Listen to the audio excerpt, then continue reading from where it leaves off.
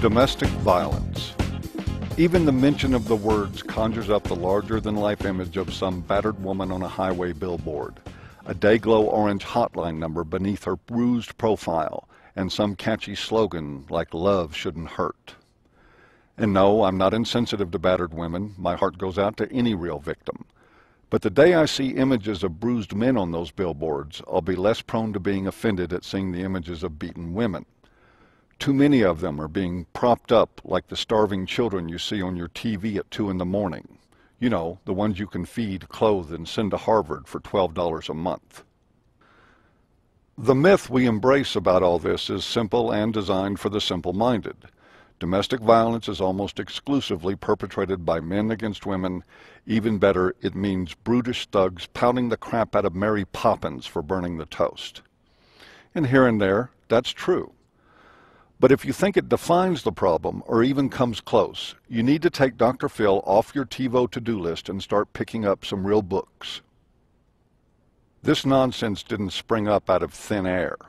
It was and is the raison d'etre of feminists in their claim of patriarchal domination and how that extended into the home and family.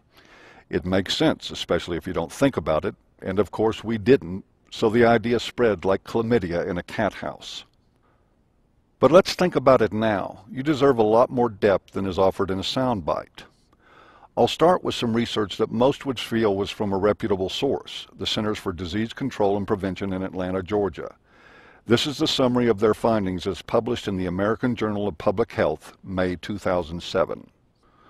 First, almost 24% of all relationships had some level of violence.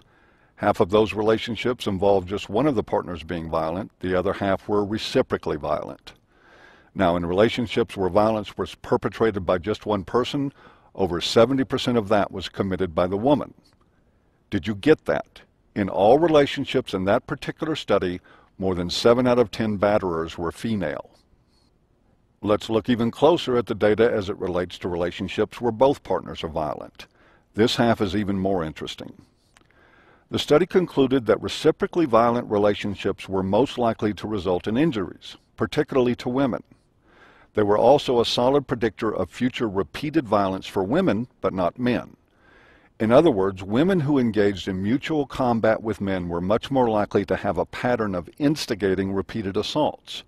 Men's violence was much more likely to be isolated and, contrary to the redundant assertions of feminists, not likely to be repeated. Now let me sum up those conclusions in a clearer form of English. Relationships where both are violent are more likely to result in the woman getting hurt. Those relationships are also marked by women who are much more likely than men to initiate and maintain that violence in the first place. We have a common expression for much of the men's violence in these situations. It's called hitting back. There is no real excuse for violence, ever, some would say. But there is legal and, in the belief of many, moral justification for self-defense.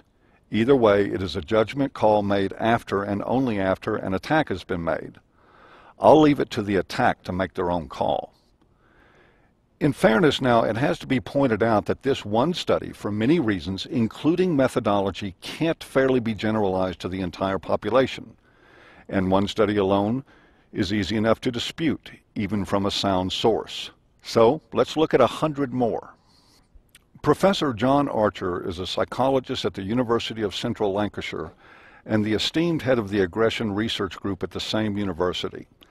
In his analysis of 100 British and American studies, he concludes that women are more likely than men to initiate violence in their relationships and are more likely to be aggressive more frequently.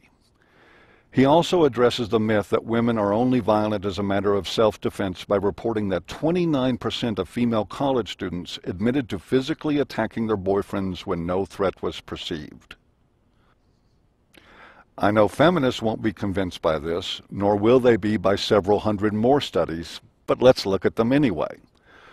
Professor Martin S. Fibert of the California State University Psychology Department conducted an analysis of 249 scholarly investigations, 194 empirical studies, and 55 reviews regarding domestic violence. The aggregate sample size in the reviewed studies was over 250,000 people. Fibert's conclusion? Women are as physically aggressive or more physically aggressive in relationships than men. And if you think that the incidence of female-on-male violence is somehow balanced by women suffering more injuries at the hands of men, think again. There are widely conflicting studies on this. Some of them place women at greater risk, but many of them place men.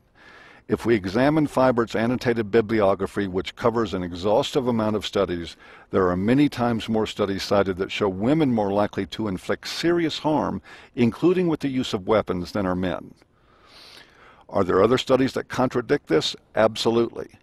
But there is a significant enough body of evidence to make three things patently clear. One, domestic violence is not a product of gender. Attributing it to one gender over the other is not only misleading, it actually hinders efforts to address the problem.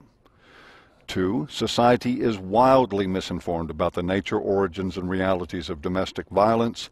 And three, most of our legal and political handling of domestic violence is based on the myths and not the realities, leaving us to put all of our resources into half of the problem. As in so many other ways, we demonstrate a cultural tendency to remake reality, even embrace lies, when the truth about the fairer sex doesn't make them look all that fair. Now, many people of sound mind might well say, fine, let's just focus our attention on dealing with abusers and the abused regardless of sex. But to say things are not that simple is a monumental understatement. Richard Gellis is currently a dean at the University of Pennsylvania and holds the Joanne and Raymond Welch Chair of Child Welfare and Family Violence in the School of Social Policy and Practice. He is an internationally known expert in domestic violence and was influential in the passage of the Adoption and Safe Families Act of 1997. Gellis wrote, regarding his work with Suzanne Steinmetz and Murray Strauss, quote, "The response to our finding that the rate of female-to-male violence was equal to the rate of male-to-female violence was not only produced heated scholarly criticism, but intense and long-lasting personal attacks. All three of us received death threats. Bomb threats were phoned into conference centers and buildings where we were scheduled to present." Now, is it just me, or is making terroristic threats of bombing and murder a rather strange way to protest being called violent? Returning to the evidence, though, it would be easy to make an argument that domestic violence is more a female than a male problem.